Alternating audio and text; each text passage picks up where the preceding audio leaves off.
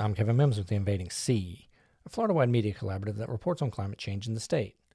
As part of that effort, we've started The Business of Climate Change, a weekly interview with businessmen and women whose companies are either affected by the warming climate or address climate challenges.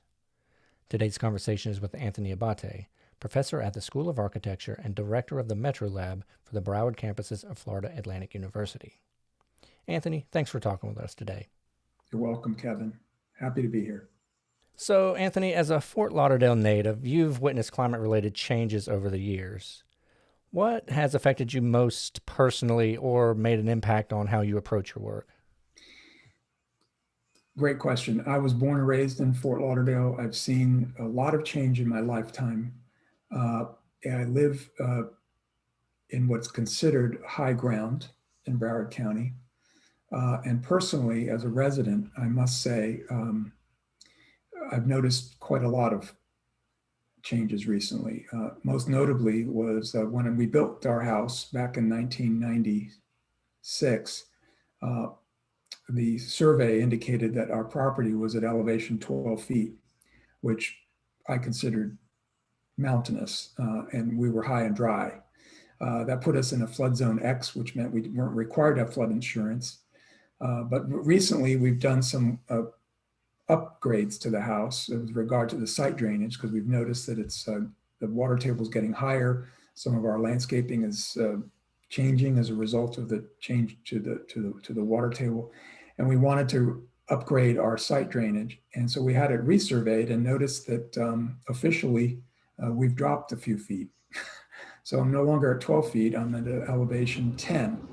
That was one thing. The other is that we are focused a lot, and we spent a lot of money on how do we collect rainwater, store it on site, and allow it to percolate naturally to avoid any kind of flooding in the event we have too much rain. And I'm noticing that the rainfalls, while it's hard to measure rainfall across the year, it doesn't look like it changes that much over the years. But what does change is the intensity of the rain, how much rain falls within an hour. And being able to manage that water collection and drainage from the house is an important architectural consideration that we've learned firsthand. So we've taken that into consideration. We've also installed solar panels and gone fully electric with our cars as a way to address the underlying cause of climate change, which has basically to do with carbon emissions. So personally, that's what we're doing. So, Anthony, what are some of the core ideas you try to instill in your students at FAU with regard to sustainability and resilience? There are a number of things that we do.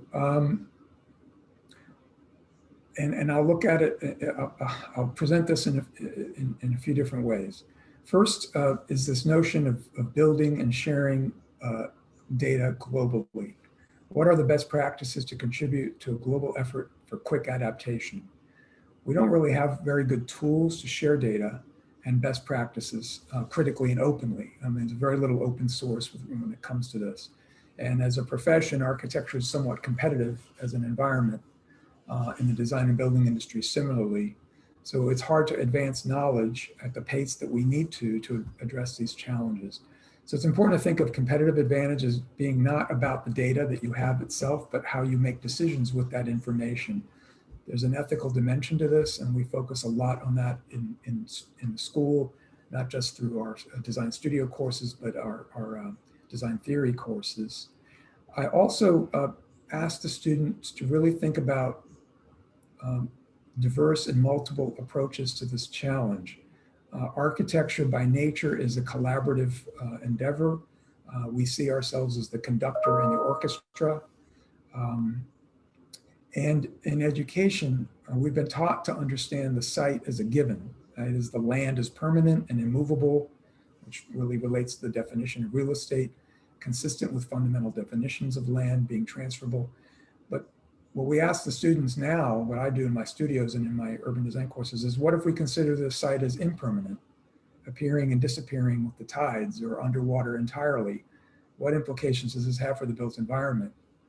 Do we build on stilts? Do we construct artificial islands? Do we replace cars on pavement with amphibious vehicles that can travel on water and land? So this whole idea of looking at it from a large scale as well as a site scale is a big part of what we do. We look at maps How do we distinguish land and water when we look at continents and countries and boundaries? As an educator, I had the opportunity to visit some colleagues in South America, in Colombia, and one of them, his name was Dr. Andres Osorio Arias, presented me with a national map of Colombia that they now use in their elementary schools. It's a very different kind of map than I was familiar with, because this map clearly delineated the territorial claims in the Atlantic and Pacific Oceans. So the presentation of the political boundary of that country is not presented with the coastline, but rather those lines out into the middle of the ocean. And the coastline is now regarded as some shifting element in between. And I think that's a more accurate mapping, political mapping, than you'll find anywhere. So we're asking students to think beyond what they're presented with into what's behind the data, how is it presented, and is it presented in a way that's useful? So, what are the biggest climate related challenges for architects and planners right now? There are a number of them. One is who will lead the vision relating to climate change. Architects see themselves as leading the vision because that's what they're trained to do. But the answer to that question may be an unlikely source. But it's important for architects as professionals to be able to expand the dialogue, raise awareness that problems that we're facing as architects, but also as engineers, as planners, as insurance and banking professionals and realtors, we're all trying to seek solutions. There are all kinds of solutions out there, but none of them in and of itself is sufficient to move us forward. There needs to be a clear overriding vision. The other thing that we need to be aware of is that a lot of times we're limited with this notion of what I call short-termism, which particularly in Florida, not only do governments have short horizons for planning, about 5 years, election cycles are a big part of that as well, but short-term thinking in terms of investment and therefore design program. If you're only thinking about a 5-10 year horizon, you're not going to be thinking about climate change. And basically what you're doing is you're designing a built environment that eventually you're just passing the problems and passing the issue to future owners who eventually are going to be left holding the bag. And that is an unsustainable proposition. So professionally, we've got that dimension. The other dimension has to do with really looking at, in terms of practice, this concept of what is really happening here in Florida. Most people, and even design professionals that I talk to that are not close to this issue, think about climate change as something that's coming from the ocean, sea level rise. We're not really thinking about what's happening in the ground below us. I mentioned earlier the groundwater table and drainage on my property.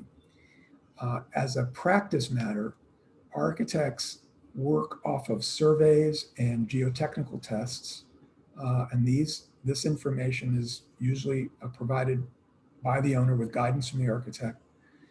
And these documents provide baseline data for designing foundation systems and being able to determine whether the ground can support the weight of the building, et cetera.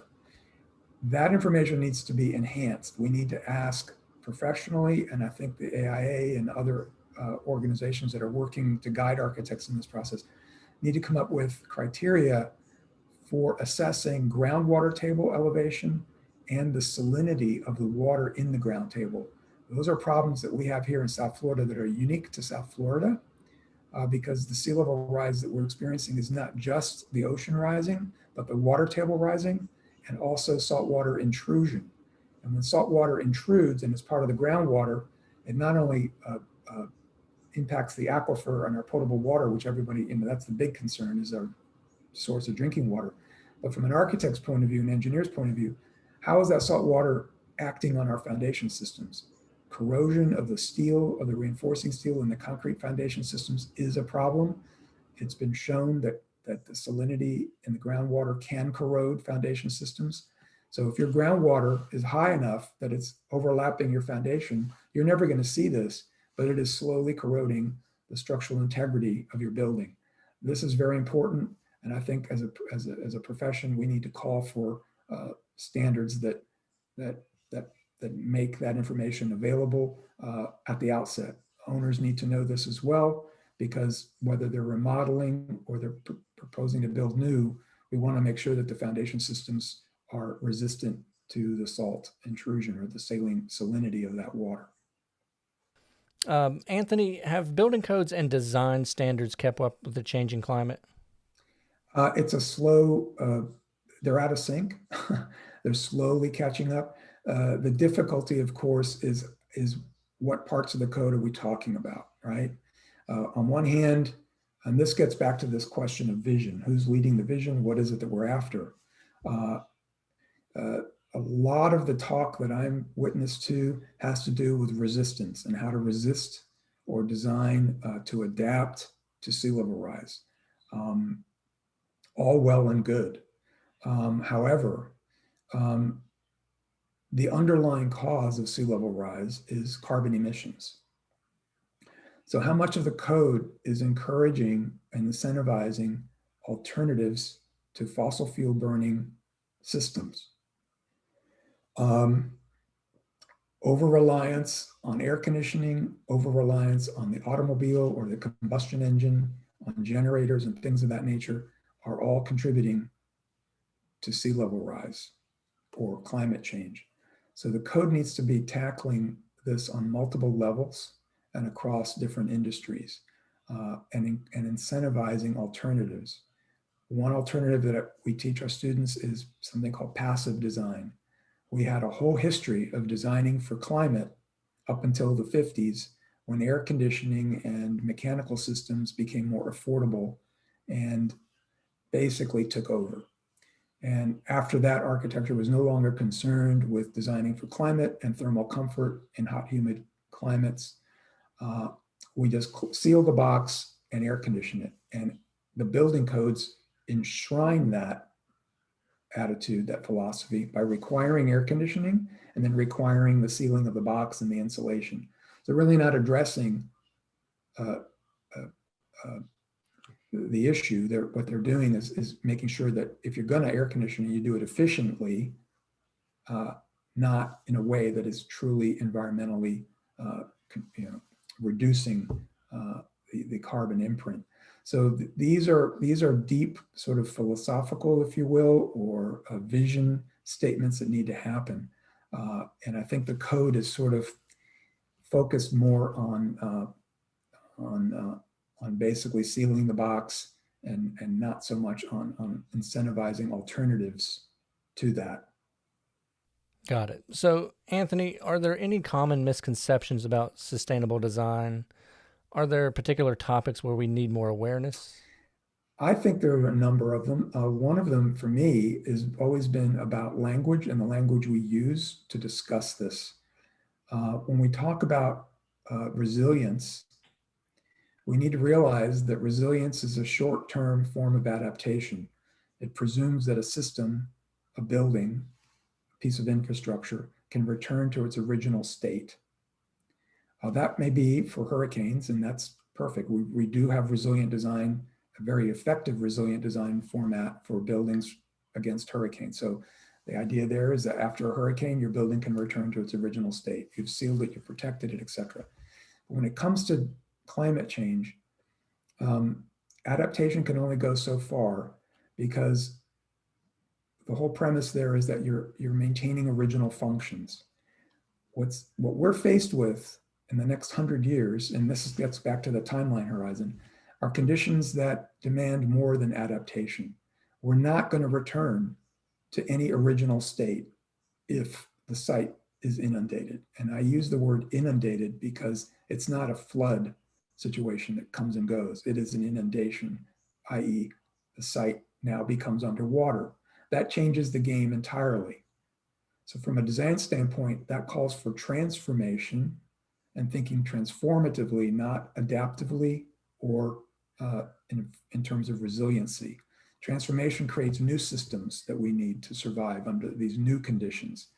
It envisions cities on platforms. It envisions raising things up on piers so the water flows underneath. It envisions maybe constructing new islands, dredging and filling like we used to do to build higher ground. That's transformative because that is not returning to its original state. It's actually changing the state. So that's an important concept, because whenever we use the term resiliency, we're really talking about bouncing back, and that's not going to happen with climate change. Anthony, thank you for your time. We You're welcome. appreciate it.